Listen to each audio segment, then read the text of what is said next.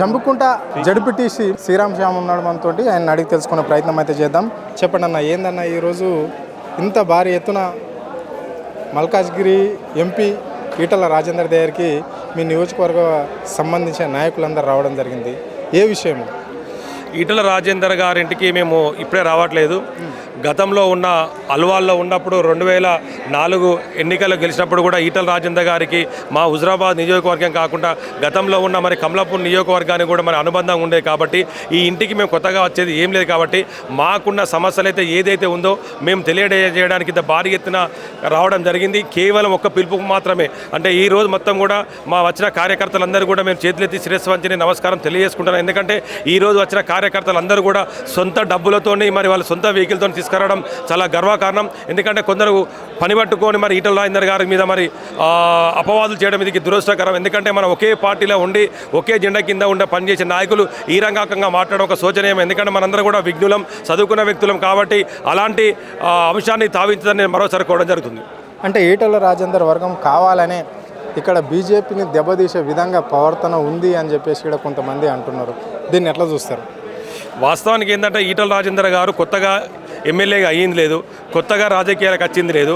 ఆయన తెరిచిన పుస్తకం. గత 25 సంవత్సరాల నుంచి ఏ వ్యక్తినైనా కానీ ఈటల రాజేందర్ గారి వ్యక్తిత్వం ఏంది, ఈటల రాజేందర్ గారి యొక్క ఆలోచన విధానం ఏంది. ఎందుకంటే అన్నా అంటే నేను ఉన్నా అన్న వ్యక్తి ఈటల రాజేందర్ గారు. ఎందుకంటే ఏనాడు కూడా ఏ పార్టీ నేను అడగలే, ఎప్పుడు కూడా తమ్ముడు నీకు ఏ పని మీద వచ్చినా అన్న వ్యక్తి ఈటల రాజేందర్ గారు. కాబట్టి ఆయన వర్గాలు చేసే వ్యక్తిత్వం కావచ్చు. ఎందుకంటే అన్ని వర్గాలకు ఒక నాయకుడిగా, అన్ని వర్గాలను ఆదరించే వ్యక్తిగా ఈటల రాజేందర్. కాబట్టి ఈరోజు మరి కేవలం కావాలని కొంతమంది మాత్రమే ఈటల రాజేందర్ గారికి మరి ఈ రాష్ట్రంలో మంచి పేరు వస్తుంది, దేశంలో మరి మంచి పేరు వస్తుందని ఒకే ఒక ఉద్దేశం కొద్ది కొందరు పనికట్టుకొని మరి ఈటల రాజేందర్ గారు మీరు దుష్ప్రచారం చేస్తున్నారు. కాబట్టి ఈరోజు మీరు అబ్జర్వ్ చేశారు. కాబట్టి దగ్గర పొద్దు నుంచి మొదలుకుంటే నేటి వరకు కూడా ఇప్పటికి కూడా మరి చాలామంది కూడా హుజరాబాద్ నియోజకవర్గం నుంచి రావడం జరుగుతుంది. కేవలం ఇక్కడ వచ్చిన వాళ్ళు కేవలం కొంతమంది మాత్రమే, కొంత ముఖ్యమే. కాబట్టి ఈటల రాజేందర్ గారు ఒక పిలిపిస్తే మా దగ్గర ఉన్న హుజరాబాద్ నియోజకవర్గానికి సంబంధించిన 2,60,000 మంది మరి సిద్ధంగా ఉన్నారని మేము తెలియజేస్తున్నాం. కాబట్టి ఏది ఏమైనప్పుడు కూడా అందరం కలిసి ఉండాలని కోరుకోవడం జరుగుతుంది. అంటే ఈటల రాజేందర్ వర్గానికి ఎక్కడ కూడా అంటే బూతు విషయంలో కావచ్చు, లేకుంటే ఏ అధ్యక్ష పదవులు కూడా ఏది కూడా దక్కలేదు అని చెప్పేసి కూడా అని కొంతమంది అంటున్నారు, ఇది వాస్తవమేనా? 100% వాస్తవం.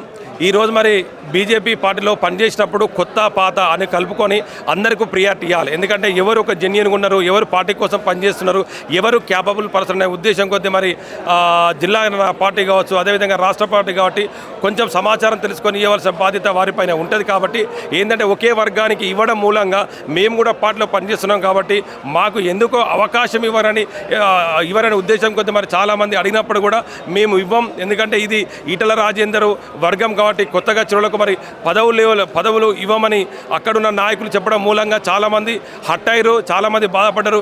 అయినప్పుడు కూడా ఈటల రాజేందర్ గారి ముఖం చూసి మరి ఈ పార్టీలో చాలామంది కొనసాగుతున్నారని నాకు ప్రత్యేకంగా ఫోన్ చేశారు. నేను జడ్పీటీసీ ఉన్నప్పుడు కూడా ఏంది బ్రదర్ అంటే, అన్న మనం పార్టీలో ఉంటున్నాం కాకుండా మనం పెద్దగా ప్రియారిటీ లేదంటే కేవలం మనం సార్ ముఖం చూసి ఉంటామని చెప్పడం జరిగింది. చివరిగా అంటే ఇక్కడ కేంద్ర మంత్రి బండి సంజయ్ కూడా ఎవరిని అట్లా ఏముండదు, బీజేపీ పార్టీ అంటే చిన్న కేటర్ నుంచి పై వరకు ఒకే స్థాయిలో మేము చూస్తాము, అందరికీ పదవులు ఇస్తాం, కష్టపడ్డ వాళ్లకు అందరికి కూడా పదవులు వచ్చే అవకాశం ఉంటుంది అని చెప్పేసి అంటున్నాడు, దీన్ని ఎట్లా చూస్తారు మీరు? వాస్తవానికి బండి సంజయ్ గారు చెప్పింది 100% వాస్తవం. ఎందుకంటే బండి సంజయ్ గారు ఇక్కడ కుల మత ప్రాంతం భేదం అని లేకుండా అందరినీ కలుపుకపోయే ప్రయత్నం చేస్తున్నప్పుడు కూడా మా దగ్గర కొంతమంది ద్వితీయ శ్రేణి నాయకులు మొత్తం కూడా ఇబ్బంది పెడుతున్నారు. ఎందుకంటే బండి సంజయ్ గారికి ఆయన 7 నియోజకవర్గాలలో ఎవరు ఏందో సరిగా తెలిసినప్పుడు కూడా, ఎందుకంటే అందరికీ కూడా కలుపుకపోవాలనే మనస్తత్వం ఉన్నప్పటికీ కూడా కావాలని మా హుజరాబాద్ నియోజకవర్గానికి కొందరు నాయకులు అయితే ఎవరో ద్వితీయ శ్రేణి నాయకులు ఎవరైతే ఉన్నారో బండి సంజయ్ గారికి మాకు గ్యాప్ ఇవ్వడం మూలంగా ఇంత పెద్ద సమస్య వచ్చిపడే. కాబట్టి ఇప్పటికైనా కానీ ఈ సమస్యను మరి పూడ్చాలని మేము అందరం కూడా వేడుకుంటున్నాం. అంటే ఇక్కడ మీ ఇన్ఛార్జ్ గౌతమ్ రెడ్డి ఎందుకు రాజీనామా చేయవలసి వచ్చింది, కారణం ఏంటి?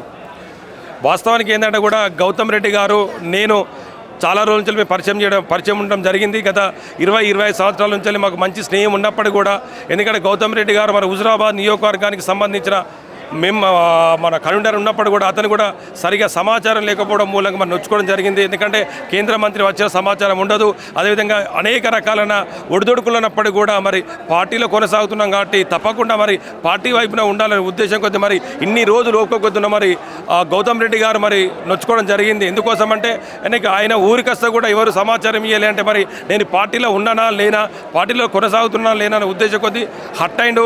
అదేవిధంగా మా సోషల్ మీడియా గ్రూపులో కూడా ఇష్టం ఉన్నట్టుగా ఈటల రాజేందర్ గారి గురించి కావచ్చు, అదేవిధంగా మన గౌతమ్ రెడ్డి గారి గురించి కావచ్చు, అంటే చిల్లర వ్యక్తులు అయితే ఎవరైతే ఉంటో కొన్ని పోస్టులు పెట్టడం మూలంగా అతను హట్ అయి ఈరోజు మరి పార్టీకి రిజైన్ చేయడం జరిగిందని మేము అనుకుంటున్నాం. Okay, right. ఇది పరిస్థితి. అంటే హుజురాబాద్ నియోజకవర్గంలో బీజేపీ కార్యకర్తల మధ్యలో ఒకరిపైన ఒకరు మాత్రము ఇట్లా వాగ్వాదానికి చోటు చేసుకున్న పరిస్థితి సోషల్ మీడియాలో అయితే కనిపిస్తున్నది. సో ఈటల రాజేందర్ వర్గానికి మాత్రము ఏ ఒక్కరు కూడా అది బీజేపీ నుంచి పదవులు ఇవ్వలేకపోతున్నారు అని చెప్పేసి కూడా వాళ్ళు చెప్పడం అనేది అయితే జరిగింది.